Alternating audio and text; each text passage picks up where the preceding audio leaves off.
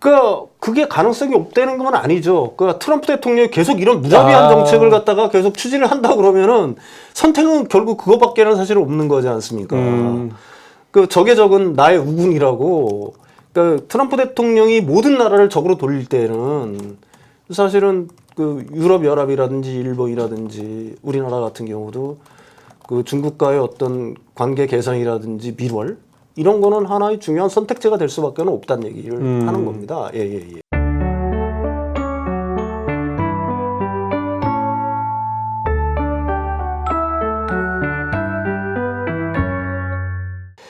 자, 그럼 이제 두 번째 이제 산업 쪽 얘기로 좀 가보도록 하겠습니다. 공매도 재개 4월 3일 날 이후에 이제 가장 큰 타격을 받았던 데가 2차전지 쪽이 가장 컸던 것 같고요. 그 다음에가 이제 뭐 반도체 정도 이렇게 좀 볼 수가 있는데 특히 이제 2차전지 쪽 같은 경우는 공매도 이렇게 많이 몰렸던 이유가 역시 업황에 대한 여전히 좀 부정적인 그런 전망들이 이제 크게 작용했다 이렇게 좀 해석을 하고 있습니다. 이제 이게 현재 전반적인 상황인 거고 국내 시장만 얘기해놓고 보는 거고 이제 나라 밖의 상황으로 보면 지난번에 이제 평론가님 나오셨을 때도 유럽에서 또 미국에서 전기차 판매가 전년 대비해서 눈에 띄게 좀 늘고 있다 이런 말씀을 하시면서 뭔가 어쨌든 이런 것들은 추후 더 상황을 봐야 되겠지만 분명히 뭔가 변화의 조짐은 나타나 이렇게 말씀을 하셨어요. 그래서 좀 요 얘기를 먼저 여쭤보겠습니다. 일단 이제 국내만 놓고 보면 BYD가 1월 달에 아토3라고 하는 소형차죠. 이거를 이제 전기차를 이제 국내 출시를 했고 그 다음에 최근에 또 다른 약간 중형 세단이라고 하는 CLE라고 그러더군요. 요거를 또 이제 출시를 좀 해서 이제 소비자들의 판단을 좀 구하고 있는 상황인데 일단 이 아토 같은 경우는 출시 5주 동안 2,800대 정도 팔았다 이렇게 통계가 나오더라고요. 이게 많이 팔린 건 아니잖아요. 2,800대가 뭐 팔렸다라는 거면 1월 달에 출시가 늦어졌죠. 4월 네. 이제 제가 알기로는 4월 네, 출시한다고 했다가 계속 밀렸다가 이제 지금 딜러사들한테 전달되고 있는 줄 알고 있어요. 평택항에서 뭐 200대, 300대 뭐 이런 형식으로. 근데 뭐 2,800대가 1월 달에 발표된 건데 사실 뭐 그 정도 팔렸을 수도 있어요. 문제 뭐 딜러사들의 뭐 영업 상황이라든지 아니면 딜러사의 관계사들이라든지 뭐 이런 사람들까지 다 합치면은 뭐 글쎄요 그렇게 될지 안 될지는 제가 사실 모르겠는데 일반 우리나라 언론에서는 중국 전기차의 어떤 뭐 공습 뭐 습격 이런 형식으로 해가지고 대단히 이제 어떻게 공포 분위기 공포 분위기를 갖다가 상당히 많이 조성을 하고 있는데 한번 생각을 해보십시오. EV3 지금 엄청나게 베스트셀러로 잘 팔리잖아요. 네. EV3랑 이거 보조금 하면은 몇백만 원 차이 안 나요. 그렇다면서요. 네. 여러분 어떤 차 사시겠어요? 이게 사실 지금 뭐 일단 가격이 싸가지고 샀다고 칩시다. 만약에 문제가 있어요. 그게 뭐 사소한 문제든 큰 문제든. 그럼 이 아토3 지금 BYD가 우리나라에 애프터 서비스망이 잘 갖춰져 있느냐? 불편할 거 아니에요. 그럼요. 네. 그 다음에 뭐 부품 공급이 제대로 원활히 되는지 뭐 그것도 사실은 의문인 상황인 거고. 그 다음에 제일 중요한 이유는 이게 중고차 시장으로 나갈 때의 감가예요. 감가. 예. 차가 문제가 있어. 그래서 차가 문제가 있든 아니면 뭐 차를 바꿔야 되든 중고차 시장에 내놨다고 합시다. 이거 여러분들이 제값 받을 수 있을 거예요. 네? 왜 그러냐면은 우리나라 전기차들 요즘 보십시오. 가령 뭐 캐스퍼 일렉트릭이라든지 거의 신차 판매가 1년 뭐 이렇게 된 것들 거의 중고차 감가가 거의 없는 상태로 팔리고 있어요. 전기차는 그래요? 네, 전기차 그렇습니다. 예를 들어 3천만 원에 제가 새 차를 샀는데 그럼 제가 나중에 뭐 1년이나 2년 뒤에 2,300만 원. 그 정도밖에요? 보통 한 2, 3년, 1년 지나면 20, 30%. 아유, 그렇지 않아요. 한 3, 4년 지나면 절반 값인데. 캐스퍼 일렉트릭은 오히려 신차가랑 거의 동일해요. 요즘 보시면 1년 이내에 파는, 지자체 1년 이때 파는 것들도 가능한 데가 있거든요. 그럼 전기차에 대한 사람들의 관심이 되게 많다는 얘기네요. 중고차 값이 안 떨어지는. 왜 그러냐면은 지금 우리나라의 아이오닉 5 같은 게 얼마 전에 어떤 사람이 유튜브에 글 올린 게 이게 정상을 하나 올린 게 있어요. 66만 킬로를 탔대요. 엄청 타는 사람이에요. 그러니까 우리나라 전기차. 네, 우리나라 아이오닉 5를. 예. 근데 배터리 건강도 SOH가 거의 거의 초기랑 거의 마찬가지. 우리가 휴대폰 이거 2, 3년 지나면은 이 배터리 갈아야 되잖아요. 네. 이게 배터리 건강도를 얘기를 하는 거거든요. 근데 그 정도까지 60만 킬로를 타도 쌩쌩하다는 얘기입니다. 배터리가 SOH가 우리나라 3원계. 아, 그럼 이게 중간에 배터리를 바꾼 게 바꾼 아니고 게 아니라 그냥 그 배터리를 그대로 쓰는데도 60만 킬로 넘게 타는데 66만 킬로 탔다고 그랬어요. 근데도 정확하게. 별로 그 뭐랄까 그 줄어든다고 그래야 됩니까? 배터리 건강도가 건강도. 건강 SOH라고 보통 얘기를 하죠. 그게 거의 뭐 그 신품하고 거의 차이 없을 정도로 했다고요. 근데 이제 우리가 중국 전기차의 내구성에서 자꾸 여러분들이 뭐 그 LF 배터리가 좋다라고 얘기하는데 C레이트 이거 굉장히 어려운 얘기인데 일단 그 C레이트를 높게 쓸 수밖에 없어요. 그 속력을 내기 위해서는 LFP 배터리 같은 경우에. 네. 근데 이 C레이트를 높게 썼을 때 LF 배터리의 어떤 수명이 보장되느냐 하는 거는 사실은 이미 과학적 학술 논문에 의해서 다 증명이 된 거예요. 이걸 어떻게 바꾸더라도 그 과학적 사실 자체를 바꿀 수는 없는 거잖아요. 3원계에 비해서 SOH 열화가 빨라요. 그러니까 이게 여러분들이 2, 3년 타고서 중고차 시장에 내놓는다고 한번 해보세요. 그 다음에 또 있습니다. 사실 우리나라 사람들은 현대 기아차 많이 타요.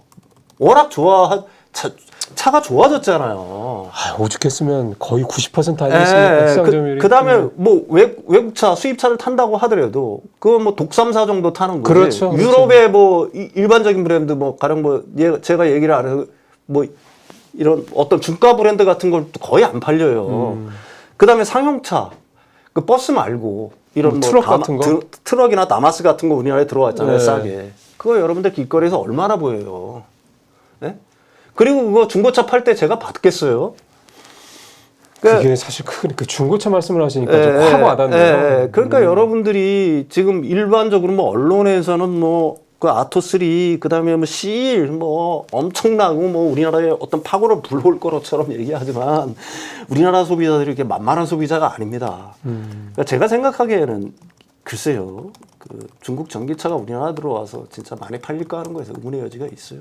그러면 중국 애들이 왜 들어왔을까요? 그냥 일종의 한국에서 잘 팔린다고 하면 전 세계에서 판매할 마케팅 효과를 노린 걸까요? 그렇죠. 일본하고 우리나라에 집중을 하는 이유는 사실은 일본도 자동차 강국이고 우리나라도 자동차 강국이잖아요. 근데 이쪽에서 어느 정도 일본 시장에서도 어느 정도 팔리고 우리나라 시장에서 어느 정도 자국 전기차들이 팔린다라고 하면은 그게 세계 시장에서는 그게 하나의 어떤 브랜드 가치가 될 수가 있는 거니까 뭐 그걸 노리고 들어오는 거겠죠. 예. 근데 유럽은 좀 분위기가 다른 건가요? 유럽은 일단 중국산 전기차가 많이 팔린다는 얘기가 계속 나오고 있고 또 하나 좀 제가 좀 그 주시하는 거는 원래 관세를 매기로 했지 않습니까? 17.8%에서 45.8%. 우리 그 얘기도 이제 전에 평론가님과 한번 했었던 얘기인데 그러고 난 다음에 최근에는 다시 이제 트럼프 관세 리스크가 이제 불거지고 난 다음에 다시 이제 유럽연합과 중국이 이제 유럽에서 팔리는 중국산 전기차에 대한 관세를 폐기하고 대신 수출을 할 때 정부 보조금 이런 것들을 감안해서 가격을 아예 일정 부분 좀 올려서 추출한 뭐 이런 식으로 얘기가 지금 진행되고 있다 얘기를 하는 건데 아직 확정돼서 나온 건 아닌데 만약에 중국산 전기차에 대한 유럽의 관세가 만약에 폐기가 된다 그러면 지금 잘 나가고 있는 기아나 현대의 전기차들이 타격이 있을 수밖에 없지 않을까 싶어서요. 일단 중국산 전기차가 유럽에서 많이 팔린다는 거는 순수 중국산 전기차를 얘기하는 게 아니에요. 볼보, 폴스타. 아 그러면 그 중국 애들이 이제 대주주가 된 그런 그렇죠. 회사들. 중국에서 생산해서 유럽으로 들어오는 것들이 있지 않습니까? 네. 그 브랜드 자체는 원래 유럽 브랜드였는데 중국으로 넘어간 브랜드들이 굉장히 많잖아요. 그 가령 뭐 볼보라든지 가령 폴스타라든지 이거 다 중국에서 만들어 가지고 들어오는 거지 않습니까? 예. 유럽으로 들어오는 거잖아요. 그래서 이제 사실은 중국산 전기차가 많이 팔린다라고 얘기를 한 거예요. 테슬라도 중국에서 만들어서 유럽으로 들어가는 거고요. 그러면 쉽게 생각하면은 무슨 샤오미, BYD 뭐 이런 회사들이 그러니까 중국 브랜드가 중국에서 만들어서 유럽을 수출을 하더라도 그 차들이 이렇게 잘 팔리는 거는 그렇죠. 아니다. BYD 같은 경우가 어느 정도 뭐 BYD 뭐 얼마나 팔리는지 저는 정확하게 모르겠어요. BYD 순수 전기차가 팔리겠죠. 안 팔리겠습니까? 싸고 뭐 하니까. 예. 그러니까 여러분들이 그걸 갖다가 인지하실 필요가 있는 거고요. 그 유럽에는 자체적으로 지금 뭐 폭스바겐이라든지 벤츠라든지 그다음에 BMW라는 브랜드들이 있어요. 일단 그쪽에서도 지금 특히 폭스바겐 같은 경우도 전기차 중저가 전기차들이 이제 본격적으로 나오기 시작하잖아요. 네. 그 다음에 EV3 같은 경우도 그 유럽 시장에서 엄청 팔리잖아요. 1월, 2월 달 전부 다 5,000대 이상씩 팔았어요. 그 왜 그러냐면은 일단은 유럽 사람들은 그 자동차 문화, 자동차에 어떻게 보게 되면은 선진국이라고 얘기할 수가 있잖아요. 그 BYD 전기차가 들어와서 동유럽이라든지 뭐 이런 데서 어느 정도 그렇죠, 팔릴 수는 그럼. 있겠죠. 예. 그렇지만은 서유럽에 있는 국가들에서 중국 전기차 BYD라든지 이런 것들이 과연 어느 정도의 어떤 그 신뢰성을 갖고 팔릴까에 대해서는 저는 의문의 여지가 있다라고 보는 거고요. 이제 올해부터는 본격적으로 유럽 브랜드들의 반격들이 시작이 될 겁니다. 아까도 얘기했지만 맞습니다. 뭐 폭스바겐이라든지 뭐 이런 쪽, 그다음에 스텔란티스라든지 뭐 뿌조라든지 그 자체 그쪽에서 나오는 차들이 있잖아요. 그 중저가 전기차, 엔트리급의 전기차들이 올해부터 본격적으로 나오기 때문에 사실 뭐 그 올해부터 봐야지 알 수 있어요. 그다음에 이제 두 번째 질문에 대한 거는 일단은 그 유럽은 중국 전기차에 대해서 관세를 부과를 했죠. 예.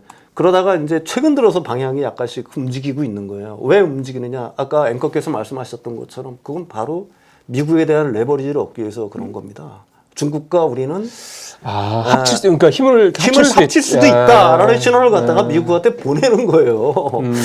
근데 왜 하필 전기차냐? 그거는 지금 상황에서는 사실은 그 중국 정부로서는 유럽한테 계속해서 요구를 해왔던 겁니다. 왜 그러냐면은 근데 유럽 입장에서는 그걸 갖다 쉽게 못 받아들이는 입장이에요. 왜 그럴까요? 만약에 중국 전기차에 대한 이런 어떤 관세 정책을 다 푼다라고 하게 되면은 유럽 내 생산 기반은 완전히 무너져 버린 거예요. 사실 그렇죠. 네, 중국의 순수 전기차가 들어오는 게 아니라 아까도 얘기했지만 볼보, 폴스타 뭐 이런 기존의 유럽 브랜드들이 있지 않습니까? 걔네들이 에어백들을 장착하고 유럽으로 쏟아질 거란 얘기입니다. 그러니까 유럽 내 생산이 엄청 힘들다는 얘기예요. 그런 그 반대급부로 과거처럼 중국 내연차 시장에서 폭스바겐이라든지 BMW라든지 이런 회사들이 중국의 어떤 내연차 시장을 갖다가 계속해서 잠식을 해나가고 네. 마켓시어를 장악할 수 있으면 아이 그래 우리 이만큼 내줘도 중국에서 우리 이만큼 얻으니까 그러면은 협상이 될 수가 있겠죠. 근데 문제는 뭐냐? 그 중국 내에서 내연차 어떤 시장 자체가 급속히 좁아지고 그렇죠, 있는 거고. 그렇죠. 그러니까 이걸 유럽이 이걸 갖다 받아들일 수는 없어요. 그렇죠. 그러니까 협상하는 흉내만 내는 거예요. 이 최저가격 협상제라는 것도 사실은 작년에 그 유럽연합이 중국과의 협상을 할 때 관세를 갖다가 매길까 이걸 갖다가 관세율을 정할 때 중국 업체들이 요구한 거예요. 우리 그럼 최저가격으로 해서 최저가격 이하로는 안 팔게. 그렇지만 유럽연합이 이걸 갖다 받아들이지를 않았습니다.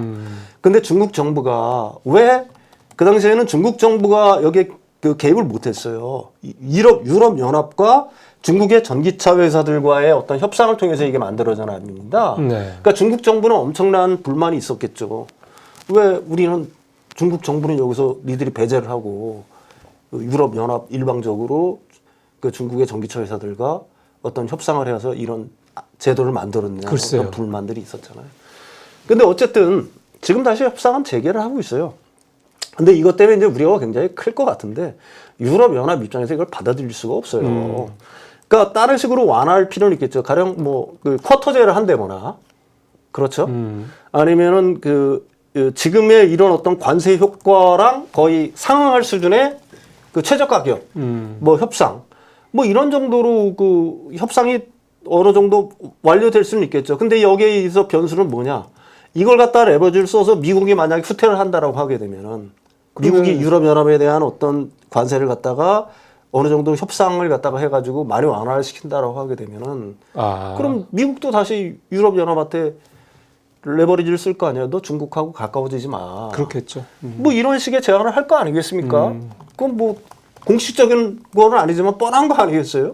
그러니까 이 협상은 결국은 이것도 역시 트럼프 대통령의 그 관세 정책이라든지 그렇죠. 기타 유럽연합에 대한 어떤 방위비 압박이라든지 뭐 그린란드에 대한 뭐 어떤 위협 뭐 이런 것들이 완화가 돼야지만 결국은 이 유럽연합과 중국과의 어떤 가까워지는 것도 좀 중단시킬 수 있을 거다 이렇게 보는 거고요. 설사 그런 사태까지 안 가더라도 그러니까 우리가 바라는 가장 낙관적인 시나리오 그러니까 미국과 유럽연합이 다시 힘을 합쳐서 네. 중국을 갖다가 그 디커플링 시키려고 하는 게 이제 가장 낙관적인 시나리오 아니겠습니까? 우리 입장으로 놓고 보기에는 그게 안 된다고 하더라도 유럽 연합으로서는 이 관세 정책을 갖다가 완전히 100% 물린다는 거는 말이 안 된다는 얘기예요. 결국은 이에 상응하는 정도의 어떤 규제 정책을 갖다가 그 유럽 연합으로서는 선택할 수밖에 없어요. 왜 그러냐면 유럽의 유일한 제조업이라고 한다면은 좀 과장되게 말하면 자동차 산업밖에 그거밖에 안 남았어요. 사실은. 이것까지 중국이라든지 뭐 다른 나라한테 이걸 잠식을 당하게 되면은 유럽의 제조업 기반 자체가 완전히 무너지는 거기 때문에 특히 그 유럽 제조업의 어떤 근간 자체를 독일이 갖고 있는 겁니다. 그렇죠. 이 독일이 이걸 갖다가 그 양보를 하려고 하겠느냐? 여러분들이 한번 곰곰이 생각을 해보시라는 얘기죠. 예. 그러면 결국은 이제 약간 이제 외교 통상적인 차원, 그러니까 약간 그렇죠. 그렇게 봐야 되죠. 외교 안보적인 차원으로 보더라도 유럽과 중국 간의 최근의 관계 개선 노력은 말씀하신 대로 실질적으로는 결국 미국을 미국을 이제 대한 여러 가지 협상 레버리지를 만들기 위한 거지. 네네. 근본적으로 그렇죠. 뭐 정치적으로는 모르겠지만 뭐 사실 유럽은 중국의 이제 시진핑 정부의 1대1로 정책에서도 계속해서 좀 반대를 해왔던 그런 입장이기 때문에 정치적이든 외교적이든 특히 경제 산업적이든 유럽과 중국과의 관계는 굉장히 한계가 분명하다. 그렇죠. 그렇게만 보면 되겠고요. 예, 그러니까 너무 이거 두 나라가 붙어가지고 뭐 미국에 막 같이 맞대응을 하든가. 왜냐하면 왜 제가 이제 이 말씀을 드렸냐면 이제 트럼프가 관세 부과하고 난 다음에 이제 피관세 이제 국들이죠. 뭐 유럽, 뭐 그다음에 뭐 중국, 뭐 이런 나라들이 뭔가 연합 전선을 펼치는 게 아니냐. 그렇게 되면 미국이 완전히 이제 고립될 것이다. 이런 식의 얘기들이 없잖아 있었거든요. 마치 이제 일기 때 거꾸로인 거죠. 중국을 압박시키는 게 아니라 미국을 비롯한 동맹국들이 이번엔 거꾸로 미국이 이제 압박의 대상이 되고 유럽, 뭐 중국, 일본, 한국 등등 이런 나라들이 연합을 하고 뭐 이런 식이 되는데 이제 그거는 실질적으로는 가능성이 전혀 없다고 봐야 되겠네요, 그러면. 그게 가능성이 없다는 건 아니죠. 트럼프 대통령이 계속 이런 무자비한 정책을 갖다가 계속 추진을 한다 그러면은 선택은 결국 그거밖에는 사실 없는 거지 않습니까? 적의 적은 나의 우군이라고. 트럼프 대통령이 모든 나라를 적으로 돌릴 때는 사실은 유럽 연합이라든지 일본이라든지 우리나라 같은 경우도 중국과의 어떤 관계 개선이라든지 밀월 이런 거는 하나의 중요한 선택지가 될 수밖에 없다는 얘기를 하는 겁니다. 예. 그러면 최근에 시장 상황을 보더라도 이렇게 물러나는 모습을 일단 보였기 때문에 일단 트럼프 대통령의 이 지금 말씀하신 무소불위한 이런 관세 정책은 일단 제동이 걸렸다. 이렇게 그걸 못 한다는 얘기예요. 네. 왜 그러냐면은 일단 나를 튼튼히 하고 적으로 공격해야 될 거 아니겠어요. 지금 내부가 무너져갈지도 모르는 상황이니까요. 아군을 갖다가 초토화시키면서 어떻게 적을 공격하겠어요. 그건 어떻게 보게 되면 병법의 기초 중에 센 기초인데. 예. 결국 이제 요 얘기를 하면서 이제 우리 쪽 연결된 얘기를 안 할 수가 없는데 독일이 이제 연정이 구성이 되고요. 네네. 전기차 구매 촉진 방안도 내놓고 그 전에 한번 미리 우리 한번 말씀 나눴습니다만. 연정이 이제 결성되기 전에 이제 그 헌법에 정해져 있는 그 재정 적자를 확대하는 이런 것도 통과를 시켜서 이것도 굉장히 뭐 전후에 뭐 거의 처음 있는 일이라고 할 정도니까 굉장히 독일이 좀 변화하는 모습을 좀 보이고 있습니다. 그러면서 그 중에 하나가 이제 좀 전에 말씀드린 전기차 구매 촉진 방안인데 보조금도 주고 세금도 깎아주고 뭐 면세도 해주고 등등등인데 결국 이제 독일 제조업의 핵심인 독일에서 이런 식으로 근데 이게 전기차 쪽으로 이제 한다라는 거니까 이렇게 된다고 그러면 이게 우리 입장에서 봤을 때는 뭐 우리가 유럽의 전기차 공장도 뭐 만들고 하긴 하겠습니다. 전국적으로는 결국 이제 우리는 배터리를 파는 게 가장 효과적인 거잖아요. 그렇다고 그러면 이런 어떤 모습들이 좀 전에 이제 중국 관련된 부분들 말씀하셨던 거랑 이렇게 같이 이제 접목을 해서 생각해 본다면 우리한테는 기회 요인이라고 볼 수가 있는 겁니까? 당연히 그렇죠. 독일이 유럽에서는 거의 처음으로 전기차에 원래 보조금을 줬었어요. 근데 전기차 보조금을 주다 보니까 내연기관차 회사들 독일이 이제 어떻게 보면 독일의 기존의 어떤 전통적인 폭스바겐이라든지 BMW라든지 전동화가 좀 늦었잖아요. 그렇죠. 왜 전동화가 늦었냐면은 사실은 내연기관차에서는 엄청난 수익을 냈기 때문에 그래요. 고가에 팔리는 거기 때문에 또 특히 예. 생산 설비라든지 기존의 공급망이라든지 이런 것들 다 완비가 돼 있었을 거 아닙니까? 예. 그러니까 어떻게 보게 되면 그 시대로 오래 가져가면은 그 사람들한테는 더 이득이 되겠죠. 그러니까 그 그러니까 독일 정부한테 요구를 한 거예요. 보조금 끊어라. 그 우리 내연기관차를 갖다가 더 오래 유지를 하는 게 그 자국 그 자동차 산업에는 훨씬 유리하다는 판단하에서 독일 정부는 그래서 보조금을 끊었던 겁니다. 근데 끊고 나니까 아차. 자신들이 생각했던 대로 안 움직이는 거예요. 그렇죠. 내연기관차 시대를 자신들이 이들을 하면서 더 오랫동안 유지할 거라고 생각을 했는데 중국의 급격한 어떤 네. 전환, 전동화의 전환으로 중국 시장이 급격히 쇠퇴를 하면서 특히 현대기아차 같은 경우에는 전동화 막 추진하면서 이제 자기들보다 훨씬 앞서가지고 지금 뛰어나가고 있는 거거든요. 그러니까 이렇게 가다가는 이제 진짜로 자동차 패권을 잃겠다라고 생각을 하는 거예요. 그래 부랴부랴 다시 이 전기차 보조금 정책을 갖다가 독일 정부에서 추진을 하고 있는 배경 자체가 사실은 그런 거고요. 네. 이게 이제 그 유럽 연합 전체적으로 보게 되면 굉장히 큰 의미가 있는 거예요. 독일이 일단 경기 부양에 나섰다는 거. 그렇죠. 그러니까 부채 재정 장치를 풀었다는 거. 그렇죠. 자체는 네. 그러니까 유럽 그 대륙의 제일 강국이 제일 부자 나라가 드디어 어떻게 부채 한도를 풀고서 본격적인 경기 회복, 부양을 갖다가 시도를 하고 있다. 이거 굉장히 큰 의미가 있겠죠. 예. 그다음에 이런 어떤 움직임들이 EU 집행위원회 올해 3월 달에 발표된 액션 플랜의 고사에 녹여 있어요. 네. 그 사회적 리스라고 저소득층한테 보조금 주는 거. 옛날에 프랑스에서 했었어요. 맞죠. 이게 엄청나게 효과가 있었거든요. 그게 보통 600만 대에서 1,300만 대예요. 부양 효과가. 그에 따른 차 판매가 증가가. 전기차. 그다음에 기업용 차량 있잖아요. 보통 유럽 연합은 기업용 차량이 60%고 일반 소비자 개인용 차량이 40%입니다. 근데 그 전동화는 개인용 차량들이 더 앞서 나가고 기업용 차량 분야에서는 아직 전동화가 개인용 차량 부분에서 미진한 거예요. 그러니까 이쪽 부분을 맨 처음에는 의무화를 하려고 그랬었어요. 몇 년까지 전부 다 전기차로 바꿔. 근데 그거는 일단 한번 물러섰는데 기업용 차량에 대한 전기차 촉진 계획까지 만들어냈습니다. 거기에는 이제 각종 혜택들을 주는 거예요. 그러면 그 독일 같은 경우에 어떻게 되겠어요? 전기차 전환이 훨씬 더 가속화되겠죠. 그렇게 되면은 거기에 들어가는 그 배터리 당연히 그게 그 중국산 배터리가 들어갈 수 있는 가능성도 있고 우리나라 배터리가 들어갈 가능성도 있지만은 지금 유럽 내에서도 유럽 내의 어떤 생산이라든지 이런 걸 갖다 굉장히 강조를 하잖아요. 그렇죠. 또 방산 쪽 보니까 완전히 그렇게 가더라고요. 그래서 우리나라 미리 진출해 있는 헝가리라든지 폴란드에 이렇게 진출해 있는 배터리 회사들 같은 경우에는 훨씬 더 좋은 어떤 그 위치를 갖다가 점유하고 있다라고 얘기할 수가 있는 거고요. 또 하나는 이제 그 EU 같은 경우에는 그 원산지 증명이라든지 배터리의 핵심 소재에 대한 어떤 투명성, 윤리성 이런 걸 갖다가 굉장히 강조를 하잖아요. 네. 그러니까 그런 측면에서는 우리나라의 어떤 배터리 회사들이라든지 소재 회사들 같은 경우가 사실 중국 회사들보다는 훨씬 더 그래도 앞서 나가고 있는 건 틀림없잖아요. 중국 회사들이 앞서 나가고 있는 것들도 있죠. 가격이 싼 거 하나 있고요. 네. 그 다음에 이제 광물부터 시작을 해가지고 밸류체인 전체를 갖다가 완전히 장악하고 있는 것도 분명히 장점이긴 하지만 어쨌든 유럽 시장 전체적으로 놓고 보게 되면 우리나라가 굉장히 우수한 측면이 있다. 그 다음에 그 유럽 시장의 파이 자체가 커지면은 결국은 유럽 영내에서의 어떤 그 한국 배터리 회사들의 어떤 그 파이도 역시 그만큼 커지는 거니까 이걸 갖다가 긍정적으로 봐야 된다라고 저는 그렇게 생각을 합니다.